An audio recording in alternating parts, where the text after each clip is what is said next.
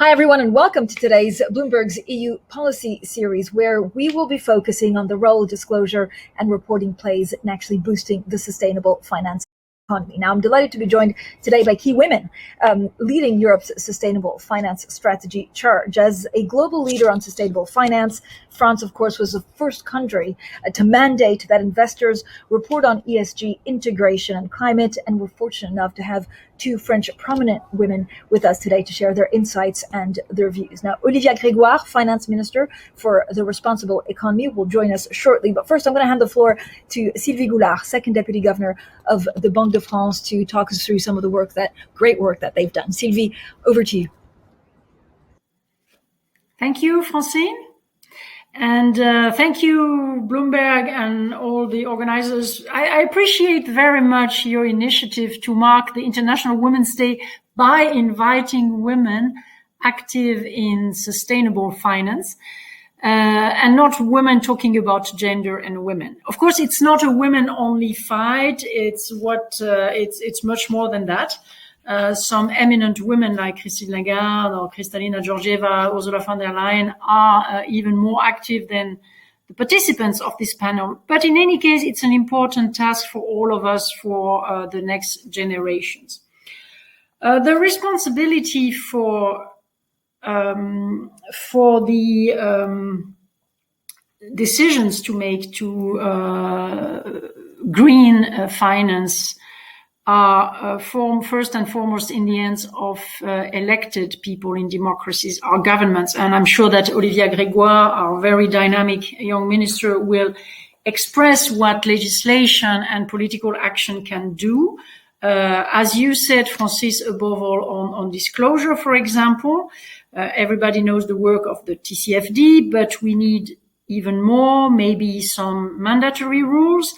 We would need also desperately some price for the carbon, but these are the tasks of the elected people. I shall focus myself on what central banks can do and what they actually do. At the end of 2017, we were more or less 8 partners at that time with the Bank of England, some other Europeans, but also global partners such as China, Morocco, Mexico, Singapore. And we wanted to create a coalition of willings,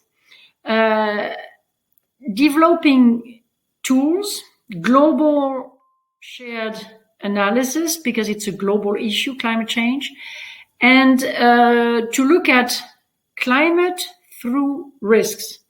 And actually, as you know, in the finance, people are used to evaluate risk, assess the consequences, mitigate them.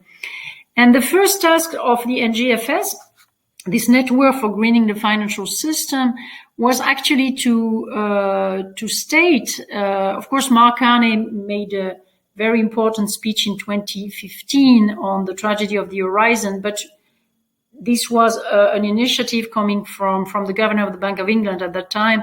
What we have tried to do in this coalition of central bankers and supervisors is to state clearly that climate-related risks are financial risks. And we work more or less on 3 fronts. We have been working for now a little bit more than 3 years on 3 fronts. And I'm very proud to say that this network, which is chaired by Frank Elderson, who is now member of the board of the ECB, but was previously member of the board of the Dutch National Central Bank. And this network has its secretariat in the Banque de France. We have now more than 90 participants from all over the world, the 5 continents, and recently the US Federal Reserve joins. So very briefly, the 3 fronts. The first one is supervision, risk analysis. We have developed scenarios, and the Banque de France is currently implementing them with bankers and insurance companies.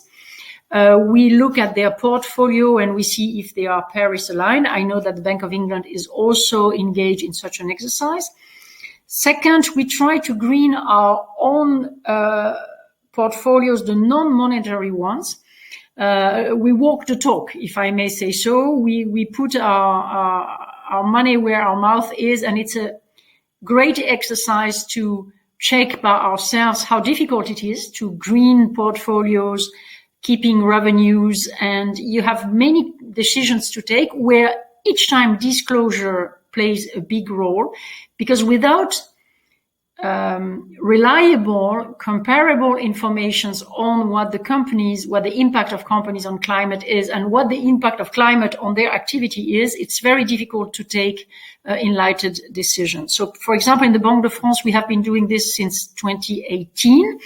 We have decided to exit all investments which have a link with coal in 2024. And the Eurosystem as a whole decided at the beginning of February the greening of the euro-denominated non-monetary portfolio. And the third chapter where there is an ongoing discussion is monetary policy, because we consider that it is in our mandate, because prices are impacted by climate change. Energy prices, food prices, and many other elements. And we consider that we also have to protect our balance sheets against risks. A last word, of course, one day we will have to go beyond climate. It's complex. There is a new awareness on biodiversity. Until now, the market economy has not given a prize to the natural capital. Nature is an asset. It was repeated recently in an excellent report called the Dasgupta report, launched by the UK government. There are also studies in the OECD. As the Dutch central bank said, we are all indebted to nature, and the NGFS is currently beginning to examine some of the aspects. It's complex. It's very difficult. For climate, at least we had the temperature as a benchmark, and we had the net zero common target. So I'm not saying that we are exactly at the same point, but I just wanted as a conclusion say that our work is by far not finished, and that in any case and on all topics, the quality of information, the comparability of the disclosure is absolutely key. Thank you. Sylvie, when you look at what central banks are doing in helping with the disclosure, how will it impact financial markets? Well, we are ourselves engaged in, we are seeking for better information. It's not the role of the central banks to define what the companies have to disclose. Once again, this is the responsibility of elected governments.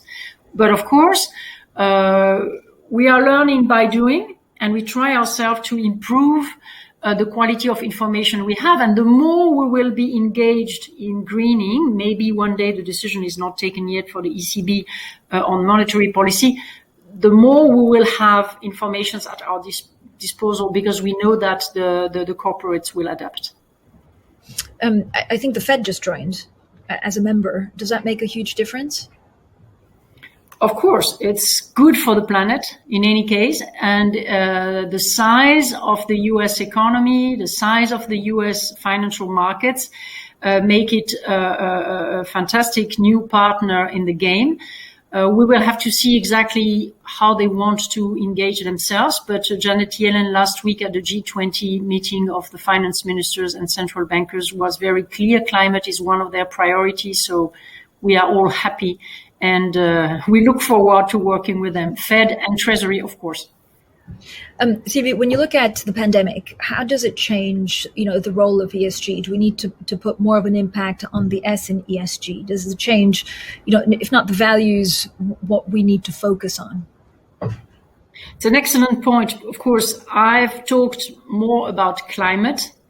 But as I stressed in my own conclusion, there are new topics emerging. One is biodiversity.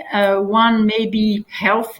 There is a pan-European commission created by the WHO Europe that is right now trying to look at the interaction between One Health. The One Health concept is to look at health, including not only human health, but also animal health and the safeguard of nature in general. And of course, we don't have an answer on where the pandemic is coming from in this case, so we have to be very cautious. And I'm not a scientist myself, but in any case, it is very likely that the destruction of natural habitats, that the changes in the biodiversity may create dangers for human health. So this is something we will have to look at carefully. But as I stated before, the difficulty is that we don't have a single benchmark to measure the loss of biodiversity. And Sylvie Goulart, when you look in general at the impact that the pandemic has had on risk taking, on the way that we measure risk, does that advance the cause for just spending a lot more time on sustainability? Do you feel like there's been a shift that's been accelerated almost thanks to the pandemic? Yes, definitely, because even the people who are the most skeptical cannot deny that because of a virus, we have blocked the economy. We have voluntarily created lockdown, stopped activities, people are unemployed, we have spent lots of money. The governments have reacted with huge support packages, central banks did also their part. So no one can deny that if you don't prepare yourself for events that are not easy to predict, but that are likely, then you will face costs which make the prevention less costly than we thought before. So it's a warning from nature, and never waste a good crisis, if I may say so. And do you feel like governments are sitting up and taking notice? Are they on the same page as central banks? Well, I just observed that there are initiatives at the WHO level, but also at the G20. The Italian presidency has just created an eminent group of people who are tasked to look at the preparedness of our societies against pandemics. I really hope that we can coordinate action. It's never easy. The starting point should not be to be surprised that it's difficult to coordinate ourselves internationally. But this time we were all hit, and the danger for mankind is so large that I really hope that we can work together. And of course, the governments playing the main part. Minister Grégoire will join us very shortly, but can you give us an idea, Sylvie Goulart, of how the conversations that you're having with stakeholders, either people in the financial world or some of your advisors, has changed when it comes to sustainability since March 2020? Well, first of all, there was an increased awareness in the private sector, and it's very good news. I must confess that without the work done in different coalitions where you have big insurance companies, asset managers, banks, and several funds, we could not think. So we need to have these biodiversity in the financial system, if I may say so, where the regulators, the central bankers, and the private industry, plus the corporate, discuss with each other, exchange benchmarks, good practices. We have a lot to learn. And we should be very humble. We need to find solutions, but they are not easy to define.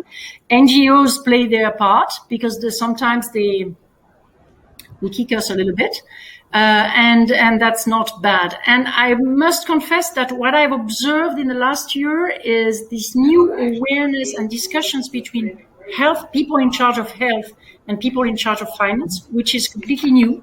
And the other element, and this is also something important, it's the new awareness on biodiversity. In the central bank world, but even more with some experiences like the TNFD, people trying to measure the risk and encourage disclosure on biodiversity and natural capital. We have a great year in front of us with the COP26, chaired by the UK and Italy, the G7 chaired by the UK, the Italians at the top of the G20. So if we don't manage to have some results, it will not be by the lack of opportunities. And there is also, in principle, a COP on biodiversity in China this year. Thank you so much, Sylvie Goulard. Now, I'd love now to bring in Olivia Grégoire, the French Minister for the Responsible Economy. And Minister, I'm going to hand it over to you to maybe give us an overview of what the French government has done. Hi, I'm very, very sorry, and please apologize